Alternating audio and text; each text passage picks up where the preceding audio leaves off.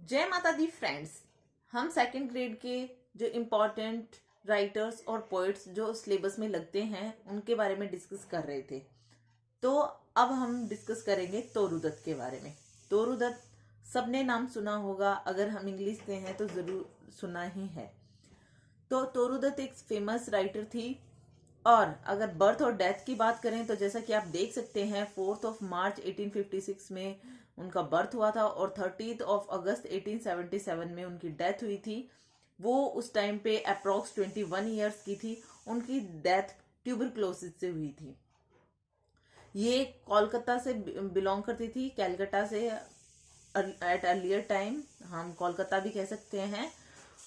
अगर हम इनके पेरेंट्स की बात करें तो इनके फादर जो थे वो गोविंद चंद्र दत्त थे और उनकी जो मदर थी वो क्षेत्रमोनी दत्त।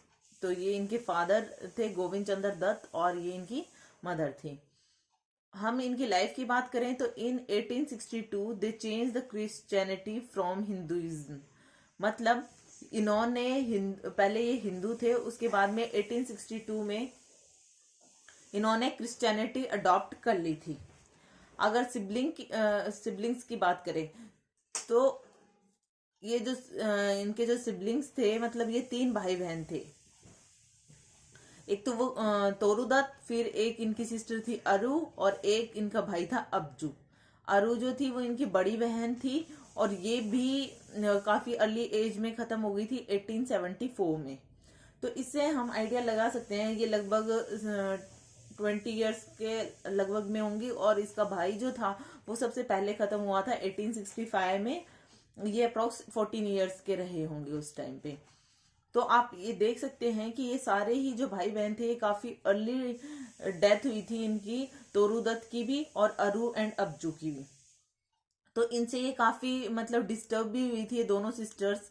जब सबसे पहले अब्जू की डेथ हुई थी, इनके भाई की डेथ हुई थी, तो ये पूरी फैमिली काफी डिस्टर्ब हुई थी। अब अब्जू की डेथ के बाद में इन दोनों बहनों ने पैराडाइज लॉस्ट रीड करना स्टार्ट किया। जैसा कि हम जानते हैं कि जॉन मिल्टन का पैराडाइज लॉस्ट है वो काफी फेमस है। पैराडाइज लॉस्ट तोरू दत्त को आप ये कह सकते हो कि अप्रोक्स याद हो गया था और ये इनको काफी पसंद भी था उनकी राइटिंग्स। फिर हम आगे देखें तो अगर इनकी एजुकेशन की बात करें तो एजुकेशन में तो जो ये थे तो इनके लिए प्राइवेट ट्यूटर था, इनको घर पे ही एजुकेशन प्राप्त हुई थी। इन 1869 the family left for Europe. ये लोग यूरोप चले जाते हैं 1869 में। काफी ये डिस्टर्ब फील करते हैं। मींस अगर आप देख सकते हो कि 1869 में मतलब 1865 में इनके ब्रदर की डेथ हो जाती है। उसके बाद में जो फैमिली है वो यूरोप चली जाती है। यूरोप जाने के बाद में ये दोनों सिस्टर्स जो हैं वो इंग्लिश एंड फ्रेंच में मतलब फ्रेंच लैंग्वेज को सीखती हैं। काफी अच्छी कमांड हो जाती है तोरू दत्त की। तोरू दत्त काफी सारी चीजें जो हैं वो ट्रांसलेट भी करती हैं फ्रॉम आप ये कह सकते हो फ्रेंच टू इंग्लिश। तो बोथ सिस्टर्स ने वहां पर फ्रेंच सीखी, इंग्लिश सीखी। और हम अगर तोरू दत्त की बात करें स्पेशली तो उनको काफी सारी लैंग्वेजेस उनको आती थी। मतलब जैसे फ्रेंच, इंग्लिश, एक वो खुद थी बंगाली तो बंगाली आती थी इनको, और संस्कृत भी आती थी। आगे आप देख सकते हो संस्कृत मैंने यहाँ पे लिखा हुआ भी है। तोरू स्टार्टेड स्टडिंग संस्कृत इन 1875। 1875 से तोरू ने पढ़ना स्टार्ट कर दिया था और इनकी काफी अच्छी कमांड हो गई थी इस पे। तो इनको हिंदू मीन्स हिंदू से लेकर इंडियन कल्चर से लेकर और इन्होंने बाहर जाकर फ्रेंच तक पढ़ी। तो आप ये समझ सकते हैं कि इनकी लैंग्वेजेस पे काफी कमांड थी। तो हम देखते हैं कि यहाँ पे 1869 में फैमिली जो है वो यूरोप चली जाती है और 1873 में फैमिली जो है वो वापस रिटर्न आ जाती है कलकत्ता में after spending 4 years in Europe. 4 साल वहां पर स्पेंड करने के बाद में यूरोप से वो लोग वापस आ जाते हैं। तो ये इनके बारे में है। बाकी इनकी अगर बात करें तो collection of Sanskrit translation into English भी हैं कि कुछ संस्कृत के वर्क्स भी हैं जो इन्होंने इंग्लिश में ट्रांसलेट किए हैं। जैसे काफी सारे हैं एंशियन बैलार्ड्स जिसका ही हिस्सा है अवर कैजुरना ट्री, सीता, लोटस, ये सारी चीजें।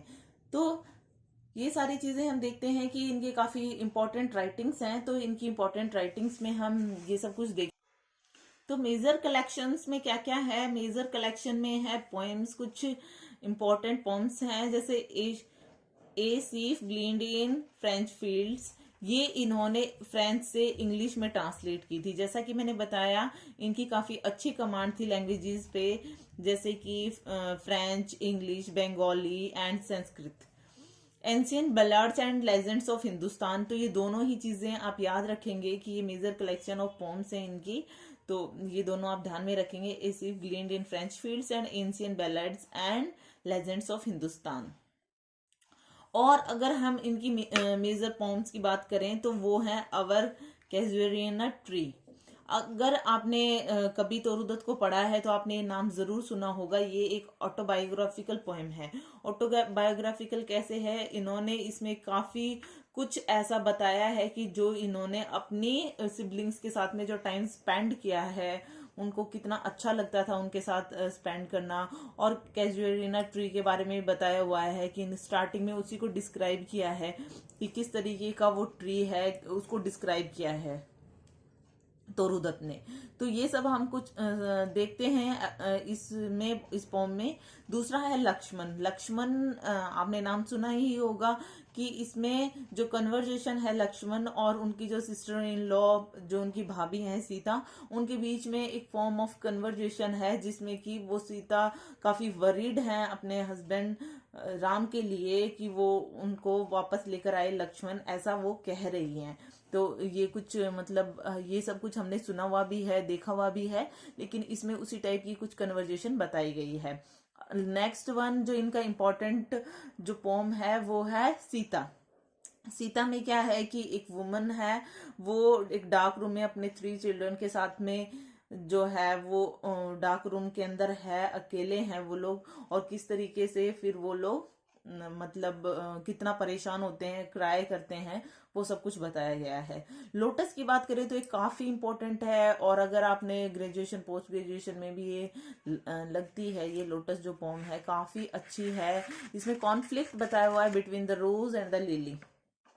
इसमें क्या होता है कि जो गॉड ऑफ लव है, जो क्यूपिड है, वो जाता है फ्लोरा के पास, गॉडेस ऑफ फ्लावर्स है जो, और वो फ्लोरा से पूछता है कि उसको सबसे जो मोस्ट ब्यूटीफुल फ्लावर है वो दिया जाए। तो वो जो है फ्लोरा जो है, तो फ्लोरा जो है वो उसको मतलब यहाँ पे रोज और लिली में पहले वो होता है, कॉन्फ्लिक्ट होता है, और फिर वो उसे लोटस के लिए कहते हैं। तो लोटस जो है वो उसे देती है, क्योंकि लोटस में जो है वो रोज और लिली दोनों की क्वालिटीज हैं।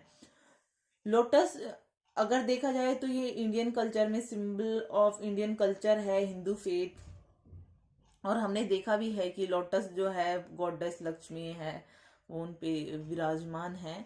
तो हमने बहुत सारे हिंदू जो कल्चर है, फेथ है, इंडियन कल्चर में बहुत जगह पे देखा हुआ है कि कितना प्योर माना जाता है उसे। तो ये सब कुछ बताया हुआ है इस पोम में। तो आप ये जरूर ध्यान में रखेंगे, ये इनकी फेमस पोम्स हैं। तो first one is our casuarina tree, Lakshman, Sita and lotus, ये आप बिल्कुल ध्यान में रखेंगे। अब हम बात करें तो तोरूदत्त का अगर एट द एंड, तो उनकी लाइफ में सब कुछ था। उनकी लाइफ में सनशाइन, सोरो, ब्यूटी, ट्रेजिडी, सक्सेस, रिग्रेट, सब कुछ होता है, क्योंकि उनकी लाइफ में काफी दुख भी आते हैं। बहुत अर्ली एज में पहले उनके ब्रदर की डेथ हो जाती है, फिर उनकी सिस्टर की डेथ हो जाती है, और फिर वो खुद भी काफी यंग एज में खत्म हो जाती हैं। तो ये सब कुछ इसमें है। और देखा जाए तो तोरूदत्त जो है वो काफी अच्छी राइटिंग लिखती थी, जिससे कि इनको काफी लोगों ने अप्रिशिएट भी किया। कुछ जैसे राइटर हैं जैसे एडमंड या सीडी नरसिम्हा, इन्होंने काफी इनके बारे में लिखा है कि ये बहुत अच्छा लिखती थी। और जैसा कि हम देख सकते हैं, बहुत अर्ली एज में खत्म होने के बावजूद इनको बहुत सारी लैंग्वेजेस की नॉलेज थी, मतलब जानती थी, उसमें ट्रांसलेट भी करती थी। ये काफी कुछ इन्होंने ट्रांसलेशन का काम किया है, बहुत सारे वर्क्स को ट्रांसलेट किया है। साथ ही साथ में इन्होंने जो जितनी फेमस हुई हैं ये इतनी यंग एज में, तो ये हर कोई नहीं कर सकता। So it is all about it. Hope you like it. If you like it, please hit the thumbs up button, please please please subscribe the channel, put your views and comment views and suggestion in comment section. So please subscribe my channel. So thank you.